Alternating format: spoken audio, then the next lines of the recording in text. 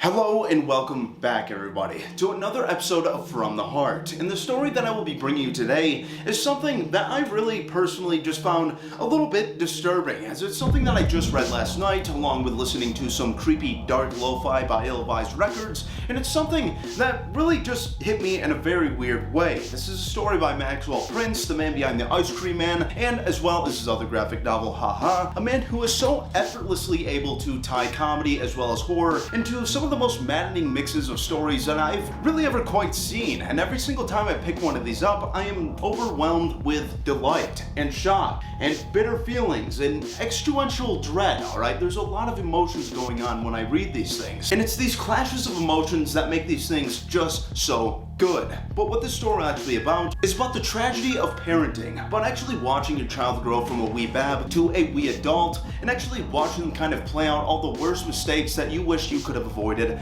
and as well as trying to guide them into the correct ideologies to hopefully get them to turn out to be a relatively decent person, alright? It's a harder thing than you might think it is, and this is a story that, if it isn't a cautionary tale, then I don't really know what exactly it is. And where the story begins is with a father cleaning his daughter's room and accidentally kind of happening past her diary and doing the thing that nobody should ever do, picking up somebody's phone, reading their text messages, or looking through internet history, or reading their diary. These are things that are almost always going to bring you some level of extreme disappointment, shock, heartbreak, and for the most part is just something that you should avoid, alright? Be a decent person, don't look through other people's stuff, and over the course of the story, we will definitely learn this fact for ourselves. And I guess the only question that I want you to keep in your mind throughout this video and possibly comment to me about at the end of it is whether or not he should have read this diary in the first place, and things would have turned out different, for the better or for the worst. But without further ado everybody, it's actually been a minute since I've been on this channel. I'm gonna be a little bit rusty, so let's just go ahead, have a good time, and jump right into the mind of Maxwell Prince. The story is called Tiny Lives and is featured in chapter 16, and where this will all begin is once again with the father just trying to clean his daughter's room to kind of help out, and suddenly stumbling across her diary. You're never really ready.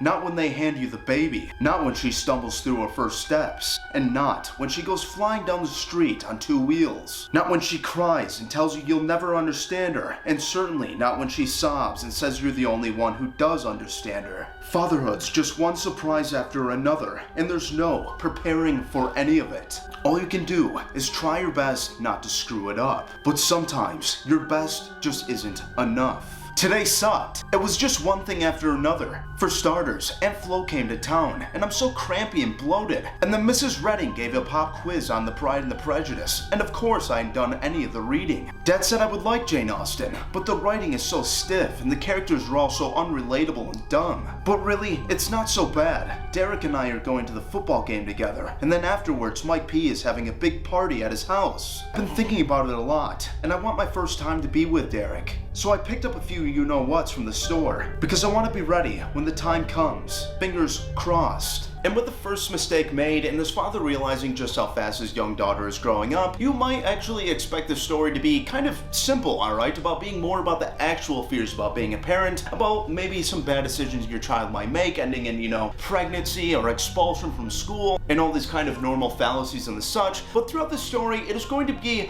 a little more twisted than that, and it's something that honestly very much shocked me. But with this first reading, the father realizes, alright, something is changing. Alright, and the dynamic in this household is probably no longer ever going to be the same. But with this, he hears the door downstairs begin to slam, and his daughter would make her way home. And him kind of realizing that, he shouldn't be reading this diary, and he definitely shouldn't just be in her room. He would kind of clean everything up, make no trace of himself ever being there, and run downstairs to greet his pleasant daughter. And as he makes his way downstairs, she is casually reading something aloud in the kitchen. A quote from a book, and something that I've never heard myself, and that I don't even know if it's even real. It is a truth universally acknowledged that Mrs. Redding is a bitch. What did I tell you about blue language, Jen? Fuck if I know. Don't you have group today? In a few hours. Hey, I've been thinking. And with this quick interaction and these few set of panels, we can slowly learn that this father really is just trying to do the best that he can. That he's actually trying to make sure that his daughter has all the information needed, and he would casually go on to kind of ask her if they need to have a birds and the bees kind of talk. Something that I feel so many people in this world never actually get, and that I myself myself don't even think I ever got the talk. Did you get the talk?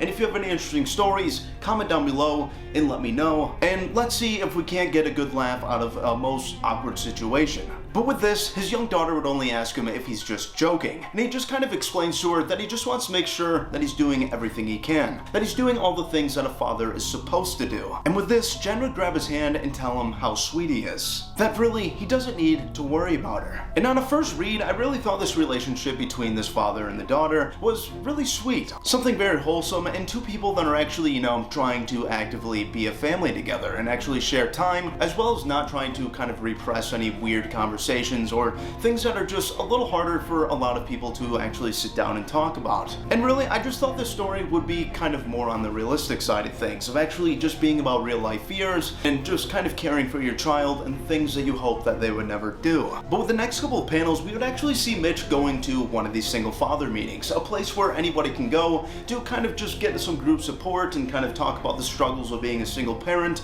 And this as well, I thought something was very nice and something that could actually probably be needed for a lot of people throughout everywhere in the world. And through the first couple of panels, we really see just a few fathers just kind of mentioning that they hope that they're loving their son enough, that they hope they don't make any of the mistakes that their father had made, and just how hard everybody is trying. Thanks for sharing that, Hal. All of us are here because we're raising children for one reason or another, without a partner. All we can do is try. Mitch, you're up. How was this week with Jennifer? It was good. We're still working on the whole cleanliness thing, but it's not as bad as it was. Small steps, remember? Achievable increments. Although I accidentally read her diary. And as Mitch says this, everybody around him would kind of collectively just give a giant oof. Everybody knowing that this is probably one of the worst things that you could do, as to do this is essentially breaking your own heart. To make yourself upset about things that you never really even needed to know. But before everybody else can get in their second opinions, the man leading this assembly would remind everybody that this is a judge-free zone. What we need to try to understand is why we break through these sorts of natural boundaries. What is it that prevents us from trusting our sons and daughters? I do trust her. I do. I think she's starting to, be with boys. How do I warn her that sex complicates everything, that sometimes the reward isn't worth the risk? Well, you tell her like you just told me. You're a father, Mitch. You know what the right thing to do is. And with this little bit of advice, Mitch would inevitably not really take it, alright? With the next couple of panels, we would see this man walking back to his daughter's room while she is absent at school and go right back to the diary. Only this time, things would seem a lot worse. And as he stands there in the room staring at the diary, he realizes that he does know what is best, and that he does know what to do. But sometimes, a father simply can't help himself, and that he is going to read the latest entry of Jen anyway. Oh my god, Derek was everything I dreamed he would be. The look on his face. He was so nervous and scared, and when it was over, everything was so still. It was perfect. And I think I might be a little obsessed. Maybe I'll try Ryan next. He might be kind of a dweeb, but I don't want to limit myself, After Ryan, maybe Dave, then Chad if I can convince him to skip math league for once. Anyways, I bought more you-know-whats for all the fun I'm gonna have. I don't think I've ever felt this free. It's like a small voice in my head keeps saying, live. And as Mitch finishes up this last diary entry, he looks to himself and he thinks it all happened so quick. And while he doesn't really want to stop his daughter from actually living her life, he just wants her to know that she needs to use protection, that she needs to be smart about these kind of things, to not just kind of share this with anybody. But the consequences of such actions are around every single corner. And while I know that this could be something incredibly uncomfortable for anybody to listen to, I implore you to stay around for the ending of this story, as it's going to end in a fashion that I really don't think any of you are really going to be expecting. But with our next page, we would cut to the next panel and see Mitch just kind of sitting in the dark living room and watching TV, until we can actually see the appearance of Rick the Ice Cream Man once again. And it's a common scenario that everybody kind of sees this man on the TV as a commercial, selling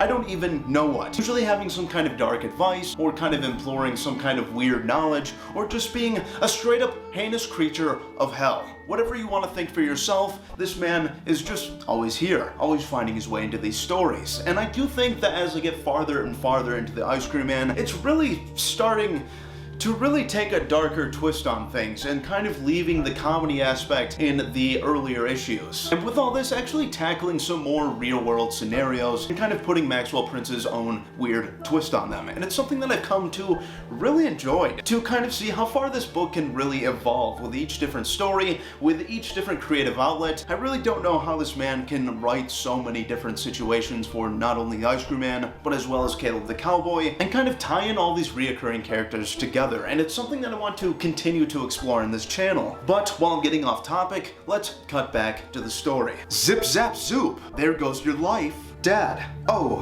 hey sweetie, you going out? That's an affirmative, Captain. Ryan's taking me to play mini golf. Ryan, what happened to Derek? Oh, that piece of shit? He's dead to me. Jen, are you? I just want to make sure that you're being safe. I'm not an idiot, Daddy. I'm safer than safe. Ciao. And with our next panel, we would see Mitch sitting in a diner with the cop that we seen at the single parent meeting. This man, the father of Sean, just sitting and having a casual conversation about their everyday life, about what their kids are doing, and about the things that they could be doing better, as well as just kind of being an emotional backbone to each other. And as they both sit across from each other, just kind of having their daily chit-chat, Hal would go on to kind of thank this man for showing up, and that there actually is something he needs to talk about. And Hal would only go on to say thank you back, that he really needed a break from his work, that there's been 3 different disappearances in the last 3 weeks. And on top of it all, his son Sean would go on to be a drummer, and that the noise is essentially killing him. Hal, I'm still reading Jen's diary. That bad, huh?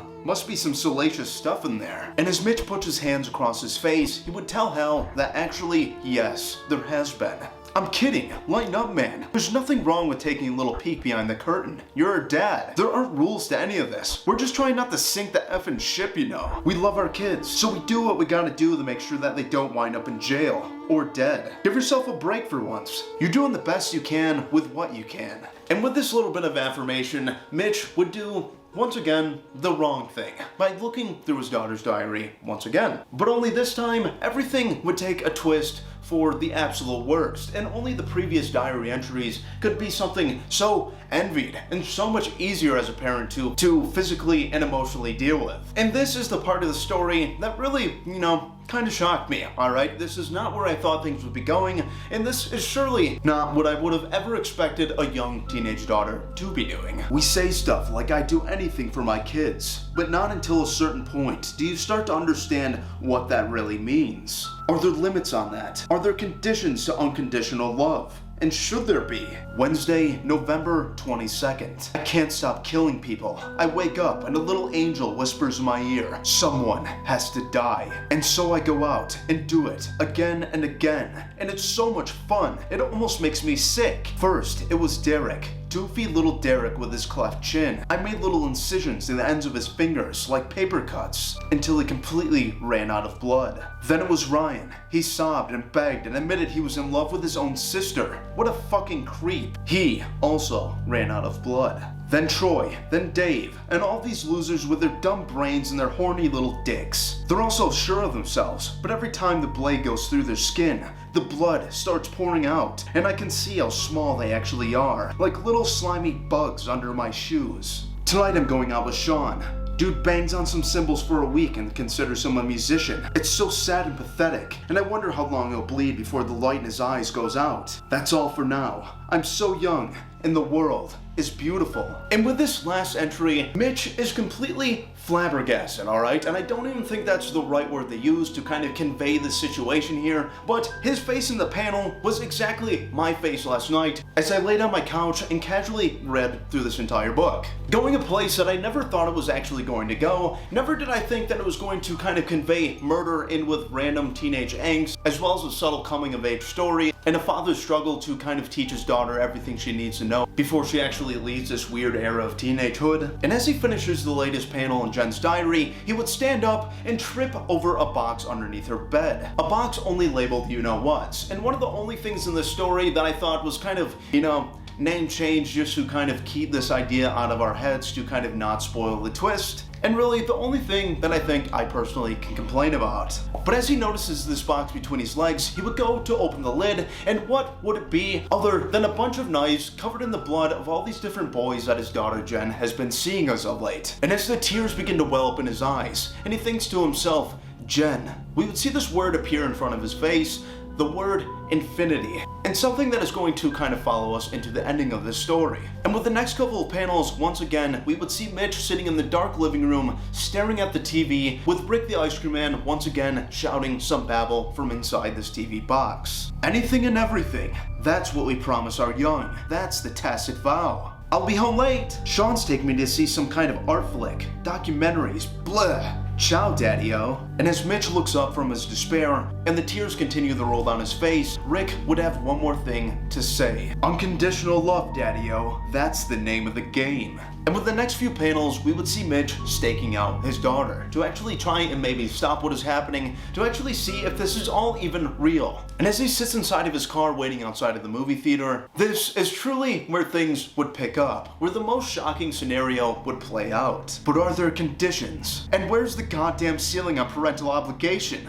I have no idea. I don't know anything. I'm just a dad trying his best to make sense of his child. Man, that was fascinating. Such a trenchant look at the insidious side of suburbs. Oh, yeah, totally. Jen, where's your car? This way. No meters in the alley. You know, that's what I like about you, Jen. You're so industrious. And as Jen would begin to lead Sean down this dark alleyway, he would suddenly realize that there's obviously no car down there, and actually asking her if this is the right alleyway. But before he knows it, we would see Jen plunge a knife directly into his stomach. And as fresh blood begins to spill across all the concrete, and young Sean would fall to the ground in complete shock, we would see Jen standing over him, knife in hand, and telling him that, Sean, you have the worst taste in movies. Which to Sean might seem, you know, like maybe a little too much, you know? Maybe this isn't exactly the way you need to convey that kind of message, as really, movies are all about perspective, about what you enjoy. But while I'm taking this far too seriously, we would cut to the next panel and see Jen swooping in for the killing blow. And what kind of pompous phony says trenchant? Actually, don't answer. I already. Sweetie, Dad, what are you doing here? What am I doing here? What am I doing? Jen, you're a murderer. You won't understand. This isn't, you bitch. I just texted my dad, and the cops are on their way. You're toast. And as Mitch and Jen both look down at the bleeding Sean, this man who has just kind of ruined everything for Jen, the most shocking part of this book would happen now, as we turn the page and cut to the next panel and see Mitch grab the knife out of Jen's hands and slowly crouch over Sean as he begins to bleed out, telling him that I wish you really wouldn't have done that, holding his hand over Sean's mouth as to avoid any screams into the night air, and plunging the knife directly into his jugular, in a scene that I never would have expected, and something that, well, can be commendable for a father to kind of protect his daughter in such a way. Something that I don't think I would ever do for my kids, alright? I don't care, alright? I once had a cousin ask me if I would ever hide a body for them. And when I asked him a series of questions of whether this was a murder in cold blood, if he would have had a good reason to do so, and as I continued to kind of ask these questions, I seen a scowl on his face. And the only thing this family member of mine had to say was, "We're blood. Are you serious right now?" And to that, I said, yeah, alright, I'm not just gonna allow some kind of murderer to kind of live next to me, just willy-nilly killing people for no reason. And while they never did, and while my cousin is a great person, it's just one of those scenarios that I look back on, and I go, what exactly was going on in your mind, sir? But with all this happening, we would cut to the next panel once again and see Jen staring down at her father in complete and utter shock. It was different than I thought it'd be. Dad, what did you... No time for that, Jenny. Hal's gonna be here any minute. Listen to me. Go home and go to your room. You were never here. What? No, you can't. I'm your father. Anything and everything. When they ask you, tell them I was showing signs of instability for a long time. Erratic behavior, interest in knives. Whatever you have to say, you're creative and you'll come up with something brilliant. I know it. And with such a sad scenario, something that honestly could have almost brought a tear to my eye, we would see Jen fall forward into Mitch's chest, giving a big hug and explaining just how sorry she is. And as they shared one final embrace, he would tell her that everything is going to be okay, that she needs to go home and let all this play out as it will. And as Mitch stands there in the cold night air in front of the body of one of his best friend's sons, Mitch would inevitably be taken in and tried on death row. With our next couple of panels, we would cut to 2 years over, seeing young Jen actually be enrolled into a university and kind of walking around with with one of these fraternity members. With a completely new life and kind of leaving all these murders in the past, as obviously if your father taking the rap and actually killing somebody for you, if that isn't a wake-up call for anything, then you might be a little too far gone. But at this point, it would seem that Jen has kind of left the bloodlust in the past.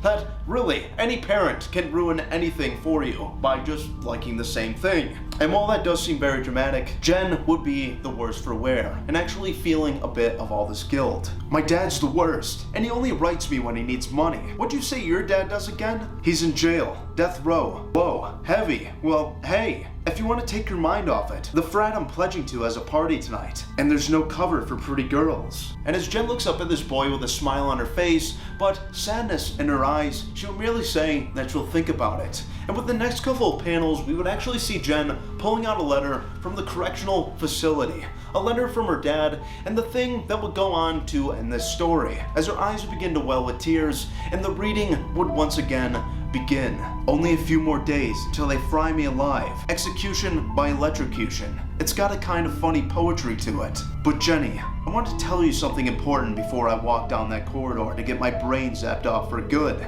I got life all wrong. I was so small, shrank things down to my size. I couldn't see how big it all is, how absolutely planetary. First you're a kid, then you somehow manage to raise a kid, and then your kid eclipses you. You lose yourself. But in the process, you gain something better. Infinity. Anything and everything. It's a tacit vow, but it feels good to say aloud. I know exactly what's gonna happen when they electrify me in that chair. I can see it clear as a movie in my mind's eye. My body sizzling, smoke rising off my skin. And then my soul will float out of my mouth and up through the ceiling, beyond the stone prison and into the open air, exceeding the atmosphere. Out past the stars and rushing at light speed into that final place where it's blacker than black, where all things good and evil meet at a single point and merge into one indistinguishable idea. It might be the end of the road for me, but please, just remember, you've got infinity. You can fold the world to your will like it's nothing but a glob of silly putty. Stretch it, knead it.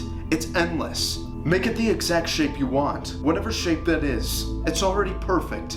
It's pre-approved. You are young and life is beautiful. I'm ready now. Love you, Dad. And this would be the end of our story. Something that really honestly shocked me by the end of it. I really thought that Maxwell Prince was going to just kind of tell us of a story of just natural parenthood, of actually the fears of watching your kids kind of, go through the ringer of growing up, making bad decisions, making good decisions, and trying to kind of guide you into the right places to make sure that when you're an adult, you have the right kind of coping mechanisms as well as the, emotional stability to actually live your life in a proactive and healthy way. But instead of twisting it into this horror murder mystery kind of deal, and while this story is a little bit silly with her calling blood-covered knives you-know-whats, and even going as far as to keep these bloody knives in a box also called you-know-whats, and this all just kind of seemed like a way for me to not understand that this girl is just kind of killing people. And really the only hint to any of this before the last couple diary entries would just be Hal, Mitch's best friend, just kind of explaining out of nowhere that there's 3 missing people in 3 said weeks. Something that at the time of reading obviously doesn't really connect to anything else. And honestly, Maxwell Prince, I think, did the best he could to not spoil this ending. But with that final message from her dad to her, it's something that I find so incredibly heart-wrenching, and I don't really know how to feel about this mix of emotions of this man actually killing for his daughter to actually save her, even though she's been controlled by a bloodlust. And while in the story, she even talks about hearing angels that are telling her that people need to die, and don't really know if Jen can really ever go on to just be a normal person, because at that point it seems like it would be heavily mental illness that would be causing her to do these things if she really is hearing these kinds of voices. But overall, everybody, this was a story that I really did enjoy, and like I said, as I get farther and farther into the Ice Cream Man series, it just gets darker and darker and goes to places that I never really think it would. Alright, there's a whole story about a man who loves crossword puzzles, and the ending of that is also incredibly sad, but all at the same time actually teaching this man some kind of lesson about, being present in his life and loving his wife and things like that. And I know those rhyme, but that's not the point. The point is that Maxwell Prince has something extremely special here with the Ice Cream Man franchise, and it's truly been one of my favorite comic book series that I've been able to get into, especially when it comes to short stories. So many short story comic books, especially when it involves horror, just kind of manage to not really pan out to be anything, and you just kind of fart out a monster and kind of slay people for no reason, alright? We've kind of seen this in Gore Street Delectus, sometimes we see this in Hellraiser, but overall, I think the Ice Cream Man keeps it very creative, while also keeping everything tied together and also entirely separate at the same time, while also keeping incredibly different timelines in the same present place, and it's all so very impressive. But anyways, everybody, thank you so much for watching this. Like I said, it's been a while since I've been on this channel, but I do appreciate you all for coming back and to actually watch this. I hope we can talk down in the comments, and I'll try to kind of put up a video after this and just explain what I've been doing the last 3 months and things like that. It's just been a struggle with, you know, creativity and things like that, but I'll explain that later. But I appreciate you all so much. I see a lot of you are still watching the videos, and some of you are still in the Discord and things like that. I've been playing some video games with some of you, and yeah. Overall, this channel is a very positive experience for me, and I'm never trying to leave it. Just sometimes it's very hard for me to sit down and kind of do all this off the top of my head, and also dedicate so much time to editing. But these are all just qualms for me, and just know that I love and appreciate all of you who have kind of bolstered my channel up and got me to where I am. I appreciate you guys. Thank you so much for watching, and I'll see you on the next episode of From the Heart. Have yourself an absolutely fantastic day. And we got a new chair. And one more thing before I go, I've moved all my stuff into a different room, so I'm still trying to kind of figure out the lighting situation, so just be patient with that, and I'd appreciate it. Once again, have yourself a fantastic day. I don't want to slam the book again because it is a very big hardcover, and I don't want to crease it.